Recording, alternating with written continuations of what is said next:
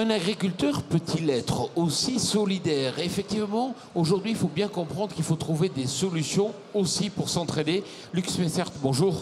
Bonjour. Alors, vous êtes président de Phare, vous êtes agriculteur, vous êtes éleveur. Aujourd'hui, est-ce que vous avez les moyens d'être solidaire, les outils? Alors, déjà, génétiquement, je pense qu'un agriculteur, ça fait partie de nos gènes, la solidarité. Le collectif, ça fait partie de... Et on est sur des territoires, donc forcément, on est souvent aussi impliqué dans la vie locale. Moi, je suis adjoint au maire, donc c'est aussi des moyens de se soucier de ce qui se passe sur nos territoires, c'est indispensable. On a la chance aujourd'hui, c'est qu'on a un outil qui s'appelle Solal, qui nous permet de donner des dons en nature. Ça permet de donner du lait, permet de donner de la pomme de terre, donner du blé. Et ça a beaucoup plus de sens que de donner quelques euros ou quelques centaines d'euros. Et ça permet aussi de faire un lien direct entre ce qu'on produit, des produits aujourd'hui qui sont de qualité, avec les banques alimentaires, avec les Restos du Cœur, et faire un lien justement aussi, c'est cette sensibilité à ce qu'aujourd'hui, je pense que chaque Français, chaque citoyen a aussi la nécessité de pouvoir nourrir et de manger en quantité, mais surtout en qualité également. Alors, face à vous, Guillaume Bubs, un professionnel de la solidarité, le mot est pas beau, mais ça veut dire que depuis 15 ans, votre métier, c'est justement d'arriver à relier les gens, à trouver des solutions pour les rendre solidaires. Vous pouvez nous raconter ? Oui, effectivement, bonjour. Je dirige l'association Andes, qui est le réseau des épiceries solidaires, et qui donc fait partie de l'organisation Solal. Donc une épicerie solidaire, c'est un petit magasin associatif réservé à des gens qui sont en grande difficulté.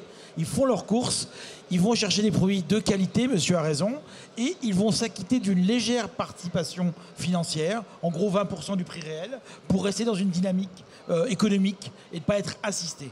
Ça, c'est le début de l'histoire. Comment vous percevez la démarche justement des agriculteurs qui souhaitent se doter d'outils pour être solidaires ? Mais monsieur l'a très bien dit, par essence, le monde agricole est un monde solidaire. Il y a toujours eu ces aides de famille à famille, au moment des moissons, au moment des charges de travail. C'est une culture qui a toujours existé. Aujourd'hui, notre société est de plus en plus excluante. On a de plus en plus de gens qui n'ont plus accès à une alimentation de qualité. Et la création de Solal était une dynamique positive pour pouvoir à la fois rassurer le monde agricole, pour pouvoir lui dire on ne fait pas tout et n'importe quoi, on ne donne pas dans n'importe quelles conditions et on assure la qualité de vos produits et de votre travail, et en même temps pouvoir assurer un approvisionnement de produits de qualité, de lait, de céréales. La problématique du sujet, c'est que souvent, celui qui défiscalise, c'est le dernier qui a touché. C'est-à-dire que si, par exemple, on prenait le porc, imaginons qu'on ait un éleveur de porc qui, tout d'un coup, dise « Je suis sensible à la difficulté économique des gens, je vais offrir un porc ». Évidemment, nous, association, on est très embêtés d'avoir un porc. Donc, il nous faut qu'il soit débité en jambon. Celui qui va défiscaliser, c'est celui qui a fait la production de transformation. Donc il faut absolument renverser les règles pour que l'agriculteur soit incité à donner, puisque la défiscalisation, c'est lui qui en bénéficiera. Concrètement, comment un agriculteur qui nous écoute peut donner ? Alors très concrètement, aujourd'hui, si je prends le lait par exemple, on est en pleine période où on reçoit un courrier de nos laiteries sur le début février pour savoir jusqu'à combien, si on veut se faire un don et si oui, de combien. Et puis, on a aussi un suivi, une traçabilité pour savoir si ça passe par notre laiterie et derrière, à quelle association ça a été donné. Et donc, en général, donner 1500 litres de lait. Aujourd'hui, ça représente, c'est 300 €. Mais c'est tous 3000 à 1500 litres qui vont arriver dans les familles. Et ça, c'est important, ça a du sens.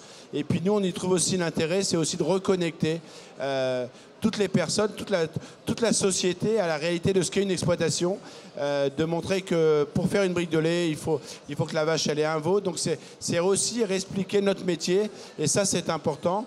Et puis pouvoir donner un coup de main, même en période de crise actuellement, donner 1000 litres de lait, c'est aussi un signe de montrer que cette crise, elle est vécue par beaucoup en France, mais que c'est ensemble et de façon solidaire qu'on arrivera à trouver des solutions et pas autrement. Guillaume Bubs, vous dites aussi que les agriculteurs doivent devenir commerçants, et je crois que vous avez une initiative dans ce sens-là. Alors, c'est amusant parce qu'on est dans l'autre sens, en fait. C'est une ONG qui est solidaire avec le monde agricole. Alors comment ça se passe? Nous, on a été alertés par la MSA qui nous dit il faut créer des épiceries en rural. Et là, on se dit on marche sur la tête. Ce n'est qu'un pansement. Repensons le problème. Donc, on agrège un nombre d'épiceries solidaires. On leur demande d'estimer leurs besoins d'approvisionnement pour une année.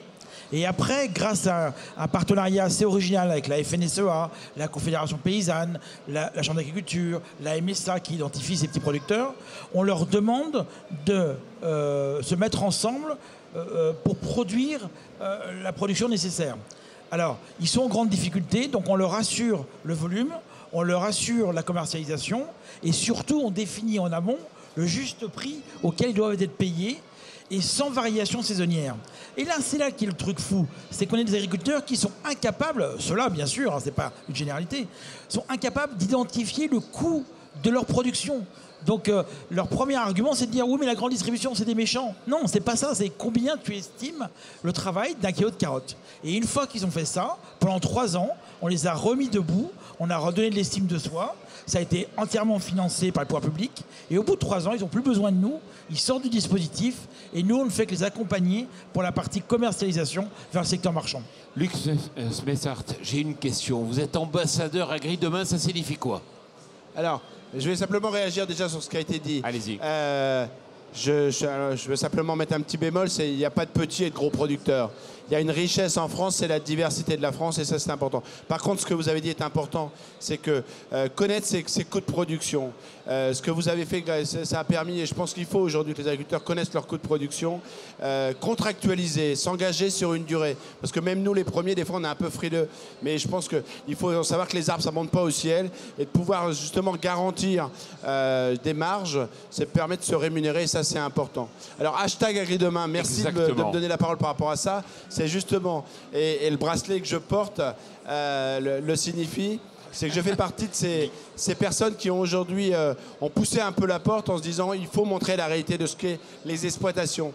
On parle de solidarité, on parle de gestion des déchets, d'environnement, d'économie. C'est des choses qui se font au quotidien. Le problème, c'est qu'on ne dit pas les choses. Un agriculteur, c'est un producteur, mais souvent, ce n'est pas quelqu'un qui est dans la communication. Et donc, hashtag AgriDemain, c'est raconter la vraie histoire. Ce n'est pas la faire raconter par des marchands de peur, comme on peut avoir, par des extrémistes. Ce n'est pas par des émissions cash.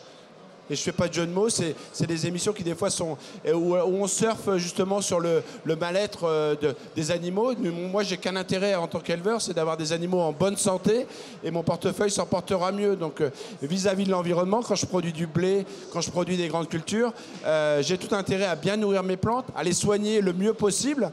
Ça veut dire que c'est comme si je ne soignais pas mes enfants. J'allais dire, moi je soigne mes enfants pour qu'ils soient en bonne santé, ma plante, mon blé, si on veut qu'il soit de bonne qualité pour faire du bon pain, j'ai intérêt de le protéger au maximum. Mais est-ce que vous héritez pas finalement d'une situation des années 50 ou 45-50, sortie de guerre, où on était d'abord dans la pénurie, donc il fallait produire de manière intensive pour nourrir la France, on avait des moyens financiers, et puis après, on s'est retrouvé dans une période complètement opposée aujourd'hui, où il y a l'opulence, et puis vous avez été à la ramasse par rapport à la grande distribution, vous n'êtes jamais venu autour de la table dans les négociations au début, et aujourd'hui vous héritez finalement de cela. Alors, une phrase, parce qu'on arrive au terme.